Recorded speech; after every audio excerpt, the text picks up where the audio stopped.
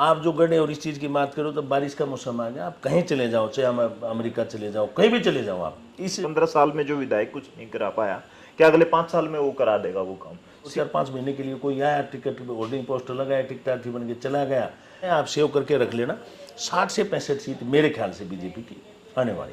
चुनाव लड़ने की जो इच्छा थी, महत्वाकांक्षा थी, वो फिर चली गई। अब नेता मान लिया है आपने घनश्याम सराफ को? ना नहीं, घनश्याम जी हमारे नेता है, इसमें क्या दो है। घनश्याम किरण चौधरी जो कांग्रेस में सीएम पद की दावेदार थी, सीएम से नीचे बात नहीं करती थी, आज उनको आपने तीसरी लाइन में लाके रख दिया। नमस्कार, मैं हूं आपका दोस्त विनोद शर्मा और आज हम आए हैं भिवानी बीजेपी के जिला अध्यक्ष मुकेश गौड़ के पास। इनसे जानेंगे अब चुनाव की मंशा, चुनाव की इच्छा, चुनाव की महत्वाकांक्षा एक आम कार्यकर्ता से लेकर बड़े नेता के दिल में है। किसी को अपनी टिकट बचानी मुश्किल हो रखी है, किसी को अपनी टिकट लानी मुश्किल हो रखी है। उसी में से मुकेश गौड़ भी चर्चाओं में रहते हैं भिवानी विधानसभा से। इससे पूर्व में ये तोशाम से तैयारी करते रहे हैं और अब भिवानी पर इनकी चर्चाएं हर जगह है।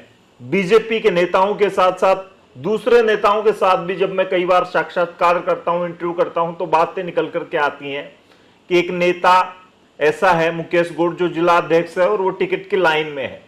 तो फिलहाल क्या कहेंगे मुकेश गौड़ जी? सबसे पहला सवाल तो आपसे पूछूंगा कि क्या माहौल दिख रहा है आपको ये लोकसभा के बाद हरियाणा में बीजेपी का? देखिए, मैं तो पूरे प्रदेश के परिदृश्य को जब देखते हैं तो आज की तारीख में भारतीय जनता पार्टी हरियाणा प्रदेश की राजनीति में फ्रंट फुट के ऊपर है। और मैं लोकसभा, इसमें कोई दो राय नहीं की, हम 10 में से 5 सीटें जीते, पिछली बार हमने 10 सीटें जीती थी। परंतु 10 साल के बाद में जहाँ पर बाकी तमाम आज तक के भारत देश का इतिहास रहा है, एंटी इनकम्बेंसी होती है, 0 तक लोग चले जाते हैं, पार्टियाँ चली जाती हैं, वहाँ हम 10 में से 5 सीटें जीते हैं। 2 सीटों के ऊपर मार्जिन बहुत कम रहा। हम थोड़ा सा, उसका सबसे बड़ा कारण ये रहा कि कांग्रेस ने जिस प्रकार लोगों को दिग्ध भ्रमित करने का काम किया और समय रहते हम लोगों को बता नहीं पाए, जिसकी वजह से हमें नुकसान हुआ। परंतु विधानसभा के चुनाव में परिणाम और अच्छे हमारे लिए होंगे। अच्छा, क्या कहेंगे? आपने एकदम से सीएम चेहरा बदला और अब तो सीएम अनाउंस भी कर दिया गया है। अमित शाह या मोदी जी ऐसा करते नहीं है, चुनाव किसी के नाम पर होता है और सीएम पिछले इलेक्शन में हमने देखा कोई और बन गया, लेकिन पहली बार बीजेपी को सीएम चेहरा अनाउंस करना पड़ गया। तो ओबीसी पर आपकी निगाहें हैं या फिर जनता को क्या कुछ बीजेपी बताना चाह रही है? देखिए, सीएम चेहरे की जहाँ तक मैं बात करूँ तो अमूमन कई बार होता है कि काम को देखते हुए सीएम प्रोजेक्ट करके चुनाव लड़े जाते हैं। पिछली बार माननीय मनोहर लाल जी को प्रोजेक्ट करके हमने चुनाव लड़ा था 2019 का। और अब जो है नायब सैनी जी ने जिस प्रकार 3-4 महीने के इस टाइम पीरियड में जिस प्रकार का काम किया है, लोगों के अंदर उनकी लोकप्रियता बढ़ी है। भारतीय जनता पार्टी के कार्यकर्ता के रक्त में जो पॉजिटिव रक्त की ऊर्जा का संचार हुआ है, उन सब चीज़ों को देख करके और उनको दोबारा प्रोजेक्ट किया है और कार्यकर्ताओं में उत्साह है। निश्चित तौर के ऊपर कार्यकर्ता बहुत मन लगा के काम करेंगे और बीजेपी यहाँ पर जीतने वाली है। अच्छा, हरियाणा भिवानी की बात कर लेते हैं हम। हरियाणा का भिवानी एक ऐसा गढ़ है जहाँ राजनीति की चर्चाएं, यहाँ की राजनीति बच्चे बच्चे की जुबान पर होती है हरियाणा में। किरण चौधरी एक ऐसी नेता थी, मैं आपसे कई बार सवाल करता रहा, आखिर में आप लोग ले गए अपने गोद में उनको। क्या कहेंगे, ये कामयाबी है बीजेपी की या वो कमजोर पड़ चुकी थी? नहीं, निश्चित तौर पे देखिए, इतनी बड़ी नेता है, इतने बड़े राजनीतिक घराने का प्रतिनिधित्व करती हैं, तो भारतीय जनता पार्टी में आई हैं। तो भारतीय जनता पार्टी को निश्चित तौर के ऊपर प्रदेश भर में भी, खासकर इस भिवानी में अंतर्गत लोकसभा में बहुत ज़बरदस्त हमें बेनिफिट हुआ है, फ़ायदा हुआ है। और उनके कार्यकर्ताओं में भी उत्साह है और हमारे कार्यकर्ताओं में भी उत्साह है और बीजेपी को इसका बहुत बड़ा लाभ मिलने वाला है। लेकिन उनके कुछ चाहने वाले या कुछ कांग्रेसी सोशल मीडिया पर, कांग्रेस के जो वोटर थे उनके, वो आज भी सोशल मीडिया पर डालते हैं कि किरण चौधरी जो कांग्रेस में सीएम पद की दावेदार थी, सीएम से नीचे बात नहीं करती थी, आज उनको आपने तीसरी लाइन में लाके रख दिया है। रोहतक की एक मीटिंग थी तब की मैं बात कर रहा हूं। लगता है आपने उसको ना मीटिंग को गौर से देखा नहीं था। उस मीटिंग के अंदर फ्रंट सीट के ऊपर मुख्यमंत्री जी थे, मनोहर लाल जी थे और बाकी जो तमाम हमारे बड़े नेता थे। भारतीय जनता पार्टी कार्यकर्ताओं की पार्टी है और प्रोटोकॉल होते हैं। उसी लाइन के अंदर जेपी दलाल जी और सब लोग वहीं बैठे थे। किरण चौधरी जी भी उसी मंच के ऊपर और पहली लाइन में बैठी थी। पता नहीं आपने कौन सी वीडियो देखी? आप टेबल के साथ वाली लाइन को पहली मानते हैं या टेबल से तीन लाइन पीछे वाली को पहली मानते नहीं, आप मीटिंग की बात करें या जनसभा की बात करें? एक कार्यक्रम रैली का था, एक मीटिंग का था। मीटिंग की बात हाँ, कर रहा हूं। मीटिंग की मैं बताता हूँ आपको। मैंने बताया पार्टी कार्यकर्ताओं की पार्टी है और भारतीय जनता पार्टी का एक अपना प्रोटोकॉल है। वो जो मीटिंग है वो खाली केवल जिला अध्यक्ष और जिला पदाधिकारियों की मीटिंग थी। तो मैडम किरण चौधरी जी जब आई, वो हमारी बैठक चल रही थी और विप्लव देव जी और धर्मेंद्र प्रधान जी उस मीटिंग में थे। किरण जी को ऊपर एक दूसरे हॉल के अंदर मीटिंग थी, उसमें रहना था। वो उनको पता नहीं था क्योंकि नहीं आए, तो उसकी भौगोलिक स्थिति, कौन सा रूम कौन सा हॉल खाए, तो रोहतक कार्यालय का उनको पता नहीं था, तो गलती से उस रूम में आ गई। तो जब उनको पता लगा कि जिला अध्यक्षों की मीटिंग है, जिला प्रभारियों की, तो जाने लगी, तो उनको कहा भी आप बैठ जाओ। तो सीट उनको ऑफर की गई थी आगे वाली रूम में। महामंत्री जी सुरेंद्र पुनिया जी, उन्होंने कहा कि आप बैठ जाएं यहाँ पे आके, परंतु उन्होंने बिल्कुल एक सामान्य कार्यकर्ता बीजेपी का होता है, पता नहीं एकदम से इतने बड़े नेता के अंदर मैं तो देख करके हैरान हूँ कि मतलब इतने बड़े राजनीतिक घराने की नेत्री हैं और उसके बावजूद भी उन्होंने कहा कि नहीं, मैं यहीं बैठ जाता हूँ। ये उनका बड़प्पन है। उन्होंने किस प्रकार एक सामान्य कार्यकर्ता का व्यवहार दिखा, ये मैं किरण जी का बड़प्पन मानता हूँ। अच्छा, एक आजकल है ना चर्चाओं में चल रहा है कि घनश्याम सराफ को भी आपने अपना नेता मान लिया है। आपके पोस्टर कुछ आते हैं, उनमें घनश्याम सराफ की एक लिस्ट आती है, उसमें फोटो घनश्याम सराफ की भी है दूसरे नेताओं के साथ। नहीं, घनश्याम जी हमारे नेता है, इसमें क्या दो है? घनश्याम जी तो नेता हैं, चाहे वो विधायक विशंबर वाल्मीकि हों, घनश्याम जी हों, जेपी दलाल जी हों, चौधरी धर्मवीर सिंह जी हों, किरण चौधरी जी हों, तो कोई नेता हमारा जो यहाँ पर चुने हुए प्रतिनिधि हैं, सबकी फोटो होर्डिंग में ऊपर होती है। और मैं तो वैसे भी जिला का अध्यक्ष हूँ, तो जिला के अध्यक्ष का व्यवहार इसी प्रकार का हो ताकि नीचे तक के कार्यकर्ता के पास ये मैसेज जाए, संदेश जाए। तो फिर चुनाव लड़ने की जो इच्छा थी, महत्वाकांक्षा थी, वो फिर चली गई, अब नेता मान लिया है आपने घनश्याम सराफ को? ना ना ना, ऐसा नहीं। देखो, नेता तो हमारे हैं ही, 3 बार से विधायक हैं, परंतु मेरी राजनीतिक महत्वाकांक्षा आज भी चुनाव लड़ने की है और पार्टी अगर कहेगी तो मैं निश्चित तौर के ऊपर यहाँ से चुनाव लड़ूंगा। अच्छा मुकेश गौड़ जी, आपसे जब हम आपसे बात कर रहे हैं, ऐसे पार्टी की बात होती होगी कि आप टिकट तो मांग रहे हैं, 3 बार के विधायक को कैसे उनके सामने आप टिकट मांग सकते हैं? जैसे अब मांग रहा हूँ वैसे ही मांग सकता हूँ। क्या आपको लगता है कि उनको, उनकी बजाय आपको ज्यादा वोट मिल जाएंगे, या आप टिकट लेकर के आते हैं तो यहाँ पर बीजेपी का जीतना सुनिश्चित हो जाएगा? मुझे ऐसा लगता है, तभी मैं प्रयास कर रहा हूँ, अन्यथा मैं कम से कम इतना बेवकूफ़ तो नहीं हूँ कि मैं ऐसे प्रयास करता है। मुझे ऐसा लगता है कि ये होने वाला है, तब मैं ऐसा काम कर रहा हूँ। और मेरे सहयोगी, मेरे साथी जो भी है, मित्र मंडली है, पूरी गति और वेग के साथ में काम करिए। हमने एक ऑफिस शहर के बीच में भी खोला है, अपनी पूरी तैयारियां हैं। बाकी संगठन सर्वे करवाता है, सारी चीज़ें देखता है, परिस्थितियां देखता है, रिपोर्ट कार्ड चेक करता है। तो इन सब चीज़ों को लेकर के मुझे लगता है कि मुझे मौका मिलना चाहिए और शायद मिलने वाला है। सर्वे वाला तो धरा का धरा रह जाता है। पिछली बार सर्वे आपकी गई होगी तो शाम से, और टिकट वहां पे मिल गई थी शशि रंजन परमार को मात्र कुछ दिनों के अंदर। तो सर्वे वगैरह तो शायद ही सेकेंडरी होती हैं। कई बार बड़े नेता आते हैं और वो पैरासूट से आगे टिकट ले जाते हैं। नहीं, उसमें मैं, जैसे मैं तोशाम की बात करूँ, शशि रंजन परमार की, तो कई बार कुछ एक चीज़ें व्यवस्थित करने के लिए प्रतिनिधित्व किसी वर्ग विशेष को, जातिगत अगर देना हो, वर्ग विशेष को देना हो, तो प्रतिनिधित्व देने की बात हो तो वो कई बार कैंची चल जाती। जो पिछली बार मुझे लगता था, मैंने जिस प्रकार का परिश्रम उस जगह पे किया था तो सामने मुझे भी लगता था, और वो सब चीज़ें मेरे पक्ष में थी, परंतु लास्ट टाइम पे लगा कि एक राजपूत को और हरियाणा प्रदेश में एडजस्ट किया जाए, क्योंकि सीटें 2 ही थी पहले, उससे पहले 3 और 4 सीटों पे लड़ते रहे, और जब पार्टी की विपरीत परिस्थितियाँ थी तो शायद 5 या 6 पे भी लड़ते थे।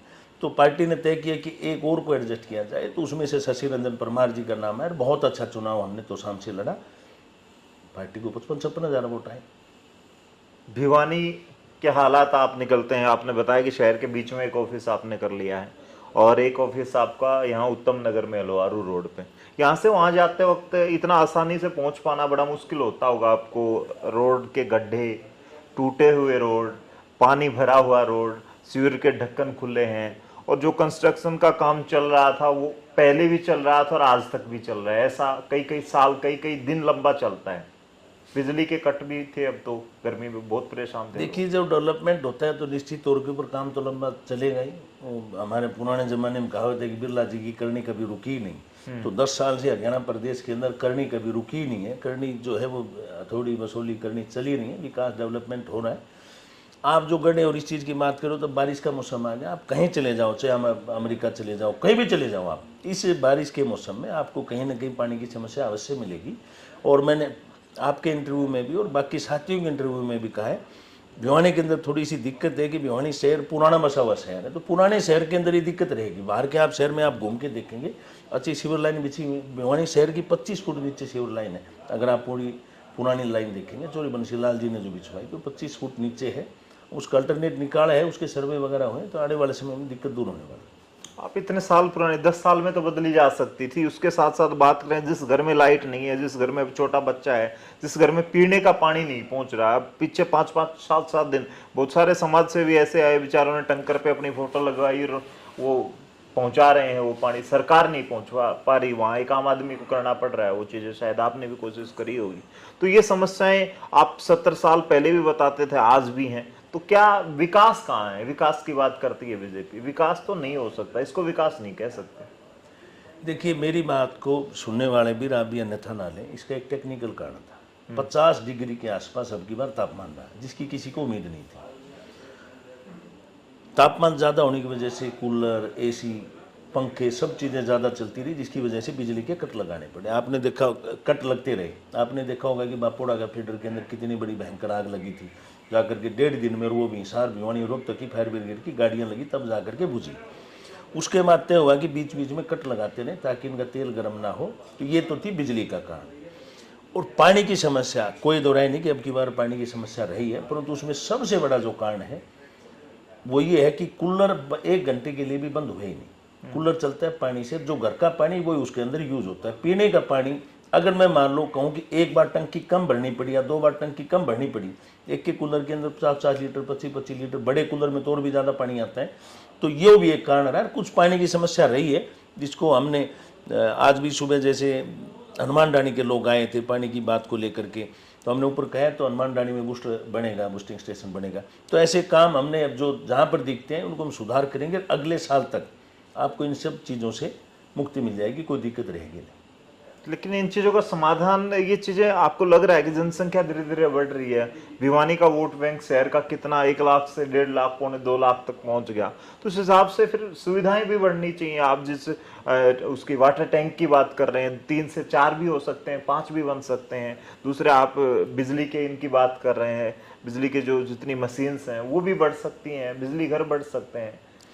इसके लिए आप लोग प्रयास नहीं करते बीजेपी वाले, या कहाँ कमी कहाँ रहती है? नहीं, अब की बार इसी प्रकार की योजना बना करके, आगे के भविष्य फ्यूचर प्लान बना करके काम हुए हैं। पहले की सरकारों ने उस प्रकार की कोई काम किए नहीं। आप देखोगे कि गुड़गांव की जो डेवलपमेंट है, आगे 50 साल 100 साल आगे की सोच करके हम कर रहे हैं। दुबई की ट्रेन तर्ज के ऊपर नए शहर डेवलप हो रहे हैं। भिवानी के अंदर भी बात करें तो आप शहर, मैंने पहले ही कहा कि भिवानी के बाहर का जो शहर है वो फ्यूचर प्लान के हिसाब से बस रहे हैं। एक समस्या रही है, अंदर वाले नेताओं की कमी रही। फिर शहर के नहीं, बाहर वाला तो पहले तो मंत्रियों ने करवा दिया। 100 गज में एक परिवार रहता था, आज उसी 100 गज के अंदर 4 परिवार हो गए। तो स्वाभाविक तौर पे जिस एक परिवार में 4 लोग होते थे, आज वो 4 परिवार होकर के 16 लोगों का परिवार हो गया। ये छोटी छोटी चीज़ें हैं। अभी जेपी दलाल जी इस डिपार्टमेंट के मंत्री बने तो हमारे लिए सौभाग्य की बात है। दलाल साहब से बात भी हुई है, तो इस चुनाव से पहले भी आपको बदलाव देखने को बहुत। चुनाव के लिए टिकट मिल गया आपको, वोट मांगने जाएंगे, लोगों के पास जवाब मांगते हैं लोग, कैसे आप लोग वो चीज कर पाएंगे? कई मैं नेताओं से जो विपक्ष के हैं, जो टिकटार्थी हैं, उनसे बात करता हूं तो वो आपके 15 साल के विधायक पर सीधा आरोप लगाते हैं कि 15 साल में जो विधायक कुछ नहीं करा पाया, क्या अगले 5 साल में वो करा देगा वो काम? सीधे तौर पे बोलते हैं, और शायद आप लोगों के पास भी वो जवाब नहीं होगा। नहीं, देखिए, काम तो पहले के मुकाबले अब ज़्यादा हुए हैं, इसमें कोई दो राय नहीं, परंतु फिर भी जो है कि सब व्यक्ति का, हर व्यक्ति का अपना जो है काम करने का स्टाइल है, उसकी आइडियोलॉजी है, वो किस विजन के साथ पॉलिटिक्स में आया है।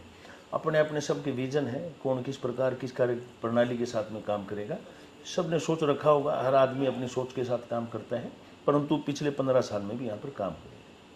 चलिए, कह सकते हैं अनीता मलिक बीजेपी में, आपके पहले तो सामने आप थे, वहां पर राकेश मलिक की पत्नी, धर्मपत्नी मैदान में थी, बीजेपी की चेयरपर्सन बन गई थी, अब वो बीजेपी को छोड़ गई, तो बीजेपी में हाल खस्ता होने लगे हैं, आपको लग रहा है?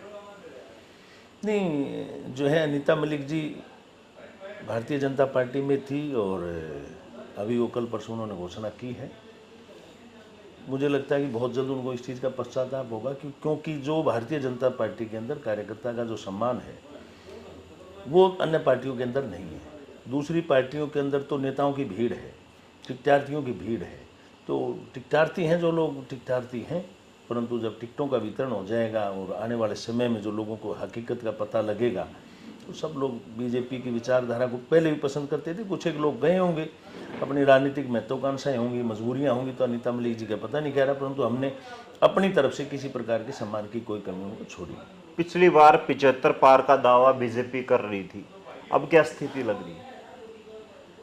देखिए, भारतीय जनता पार्टी अपने बलबूते हरियाणा प्रदेश के अंदर सरकार बनाएगी, इसमें कोई दो राय नहीं। लोकसभा का जो डाटा भी अगर आप उठा करके देखेंगे तो भी भारतीय जनता पार्टी की सरकार बनने वाली है। विधानसभा का जब 2019 का चुनाव हुआ हम उसमें 40 सीटें जीते थे और अब जो चुनाव हुआ उसमें 44 सीटें सीधी सीधी जीते हैं। एक सीट पर हम 2 वोट से आ रहे हैं। भवानी खेड़ा की सीट पर एक जो है ईवीएम खुली नहीं और 262 वोटों से हमारी हार हुई, परंतु उस वोट का हमने जब अपना आंकड़ा निकाला तो वहाँ पर 142 वोट से हम उस 342 वोट से उस बूथ के ऊपर हम जीत रहे हैं। परंतु फिर भी मैं मानूँ तो 44 सीटों के ऊपर हम जीते हैं। कांग्रेस जो हमारे से आगे रही वो कांग्रेस रही आगे, क्योंकि हम झूठ की राजनीति नहीं करते। हमारा जो सत्य के ऊपर चलने वाले लोग हैं, हम पहले बता देते हैं क्या करने वाले हैं। हमने अपना घोषणा पत्र जारी किया था, परंतु कांग्रेस पार्टी ने लास्ट टाइम पे ये भ्रम फैलाने की कोशिश की कि संविधान में संशोधन होगा और आरक्षण खत्म हो जाएगा, जिसकी वजह से कि बहुत बड़ा वर्ग जो भारतीय जनता पार्टी के साथ जुड़ा हुआ था वो लोग इस बात के झांसे में आ गए। आज उनको पश्चाताप है कि हमने गलत कैसे सोच लिया। भारतीय जनता पार्टी तो जिस प्रकार अंत्योदय, मैं बताऊं, भारतीय जनता पार्टी का जो विजन है अंत्योदय के व्यक्ति का उदय कैसे हो, उसी को लेकर के भारतीय जनता पार्टी का जन्म हुआ था। ये पंडित दीनदयाल उपाध्याय जी की विचारधारा थी, उसी के ऊपर हम काम करते हैं और सब योजनाएं गरीब और तबके के लिए बनाई जाती हैं और हमने उसके लिए काम भी किया है। अब उन लोगों को पश्चाताप है। ये सीट मुझे लगता है, आप सेव करके रख लेना, 60 से 65 सीट मेरे ख्याल से बीजेपी की आने वाली। अच्छा, लास्ट सवाल आपसे। टिकटार्थी बहुत सारे हो जाते हैं और जो सत्ताधारी पार्टी होती है उस पर बहुत ज्यादा लोग होते हैं टिकट मांगने वाले। क्या आपको लगता है नए नूतन परिवर्तन पार्टियों को करने चाहिए एक समय के बाद? अब भी आपकी भिवानी में भी, भिवानी के साथ साथ कई जगह ऐसी हैं जहाँ पे टिकटार्थी बहुत सारे हो गए हैं, तो क्या पार्टी ऐसा फैसला लेगी इस वक्त? देखो, मुझे लगता है भिवानी में तो ऐसा फैसला लेना चाहिए मुझे लगता है कि भिवानी में ऐसा फैसला लेना चाहिए, परंतु जो पार्टी को ठीक लगेगा। मैं मेरी व्यक्तिगत बात तो कहूँ तो अगर भारतीय जनता पार्टी यहाँ पर जिस व्यक्ति को भी टिकट देगी, चाहे वो घनश्याम जी हो या कोई अन्य हो, तो मैं भी, और अगर कोई तीसरा व्यक्ति हुआ तो घनश्याम जी भी, क्योंकि हम और घनश्याम जी पार्टी की विचारधारा के साथ जुड़े हुए लोग हैं। और कोई तो हो सकता है कि इधर उधर चला जाए, परंतु घनश्याम जी की तीसरी जनरेशन है, मेरी सेकंड जनरेशन है। हम लोग चाह करके भी बीजेपी की विचारधारा से दूर नहीं हो सकते। हमारी निजी महत्वाकांक्षा है। घनश्याम जी 3 बार विधायक बने, 4 बार चुनाव लड़े हैं। देखो, उनको लड़ाएगी पार्टी तो मैं भी उनके साथ रहूँगा, और अगर मुझे पार्टी मौका देती तो वही मेरे साथ रहेंगे। अगर किसी तीसरे कोई मौका देती तो चाहे वो घनश्याम जी हो चाहे मैं हो, हम कंधे से कंधा मिला करके उनका साथ देंगे। पूरे प्रदेश का परिदृश्य ये है कि बीजेपी का वर्कर और जिसको भी टिकट मिलेगी शिद्दत के साथ मदद करेगा, काम करेगा। किसको देनी है ये पार्टी का नेतृत्व, शीर्ष नेतृत्व तय करेगा। मुकेश गौड़ के चेहरे पर खुशी आ जाती है जब टिकट की बात आती है। तैयार कितने हैं मुकेश गौड़ चुनाव लड़ने के लिए? देखो, चुनाव को लेकर के मैं, विनोद जी, यहाँ पर 25 साल 26 साल के आसपास का मेरा भारतीय जनता पार्टी के साथ काम करते हुए मेरा टाइम 25-26 साल हो गए मुझे। भिवानी विधानसभा ही नहीं, आसपास के क्षेत्र के अंदर करीब करीब सब लोग मुझे जानते हैं। मेरी कार्यप्रणाली को भी, मैंने कैसे काम किया है, किन परिस्थितियों से उठ करके मैं यहाँ तक आया हूँ। मैंने बीजेपी की विपरीत परिस्थितियाँ थी, मैंने विपक्ष में जिला अध्यक्ष हो, चाहे मैं प्रदेश महामंत्री हो, चाहे प्रदेश का अध्यक्ष हो, मैंने विपक्ष की भूमिका को भी सड़क के ऊपर अच्छे से निभाया था। तो लोगों को भी उम्मीद है अगर इस व्यक्ति को सदन के अंदर बैठ के काम करने का मौका मिलेगा, निश्चित तौर पर अच्छा काम करेंगे। मेरे लिए सबसे बड़ी और प्लस पॉइंट है भिवानी की, और भिवानी विधानसभा और जिले की कोई ऐसी गली नहीं है जिसकी 2-4 दुकानों के ऊपर मैंने, कोल्ड ड्रिंक मेरा काम था, कोल्ड ड्रिंक का, स्पार्क नाम से मेरा खुद का एक ब्रांड था। तो लोगों को पता है कि ज़मीन से जुड़ा हुआ आदमी है, और ये मैं दुकान 18 किलो का उसमें वजन होता है, दुकानों के ऊपर उतार उतार के दिया करता। सब दुकानदार हों, चाहे वो उसको पीने वाले बच्चे जो थे आज वो बड़े हो गए, 2000 की बात है, तो भी 25, 26, 30 साल के हो गए। तो एक एक आदमी पूरे गांव के अंदर, यहाँ पूरे शहर के अंदर गांव की बात करो तो अच्छी पकड़ है, लोगों के बीच में रहते हैं, दुख सुख के साथी हैं। कोई 4 महीने के कैंडिडेट नहीं। देखिए कई बार क्या होता है कि 2, 4, 5 महीने के लिए कोई आया, टिकट होर्डिंग पोस्टर लगाया, टिकटार्थी बन के चला गया, उनके साथ 150 लोग लगे होंगे, वही बेचारे खराब होते हैं क्योंकि व्यक्ति आदमी जाकर के अपने काम धंधे लग गया। परंतु हम लोग आप देखेंगे कि भिवानी के अंदर बहुत से ऐसे लोग हैं जो 20-25 साल से, कोई 26 साल से, कोई 30 साल से, कोई बेचारा 12 साल से, कोई 15 साल से, उन्होंने चुनाव नहीं लड़े, परंतु उन्होंने अपने सामाजिक जीवन को भी और अपने सामाजिक दायित्व को भी उन्होंने छोड़ा नहीं है कि वो सामाजिक दायित्व से परे हट गए हों। किसी की भी गमी हो, खुश हो, तो वो उनमें शामिल होते हैं। तो उन्हीं लोगों में से मैं भी एक हूँ। अपने ज़िले के अंदर भी बात करूँ तो चाहे वो वीरेंद्र कौशिक हों, मीना परमार हों, चाहे वो संदीप सिंह हों, चाहे कमल सिंह, मैं अन्य पार्टी के लोगों को ही बता रहा हूँ, कमल सिंह जी हों, ये ऐसे लोग हैं जिन्होंने राजनीति में कभी इनको मौके नहीं मिले, परंतु इन्होंने अपनी सामाजिक जिम्मेवारियों को आगे बढ़ाया है और ऐसे ही आगे बढ़ाते रहेंगे। कभी जीवन में चाहे एमएलए एमपी ना बने, मैं मेरी भी कह रहा हूँ और इन लोगों की भी कह रहा हूँ, क्योंकि सामाजिक समरसता का जो ताना बाना है वो ऐसे जम गया कि हम लोगों से दूर हट ही नहीं सकते, जा ही नहीं सकते। तो मेरा ये है कि मैं 20-25 साल से कम 25 साल तो ऐसे हो गए, 20 साल तो जो मैं लोगों के बिल्कुल लोगों के बीच में रहा। चलिए, तो ये मुकेश गौड़ थे और आने वाले वक्त में चुनाव की ताल ठोकने के लिए तैयार हैं अगर पार्टी इन पर विश्वास जताती है तो। आने वाला वक्त मात्र कुछ महीने रहे हैं, दिन गिनने शुरू हो चुके हैं, वोटर्स ने भी दिन गिनने शुरू कर दिए हैं। अब बस पार्टियों की एक मुहर और सर्वे में किसका नाम सबसे आगे जाएगा। अगर सर्वे बेस्ड नेताओं को चुना जाएगा तो माहौल जो है इस विधानसभा में कहीं अलग रहने वाला है, क्योंकि नए चेहरे होंगे हो सकता है या फिर पुराने चेहरे होंगे, लेकिन जीत वाले चेहरे होंगे तो आसानी से कहीं ना कहीं जीत मिल सकती है जो भी पार्टी सर्वे बेस्ड या जिताऊ कैंडिडेट को टिकट देगी। हमें ये लगता है इस लोकसभा के बाद कि अब की बार कोई भी पार्टी छोटी सी भी मिस्टेक नहीं करेगी। मुकेश गौड़ दावा जता रहे हैं, उसके साथ साथ किरण चौधरी और अनीता मलिक और कई ऐसे मुद्दे हैं जिन पर हमने इनके साथ चर्चा करी। आप सब जनता तय करें, कमेंट के माध्यम से लिखें कि मुकेश गौड़ को अगर टिकट मिलती है या फिर कोई और चुनाव मैदान में आता है तो भिवानी में बीजेपी की स्थिति क्या रहने वाली है। कमेंट में लिखें। तब तक के लिए धन्यवाद। राम राम, जय हिंद।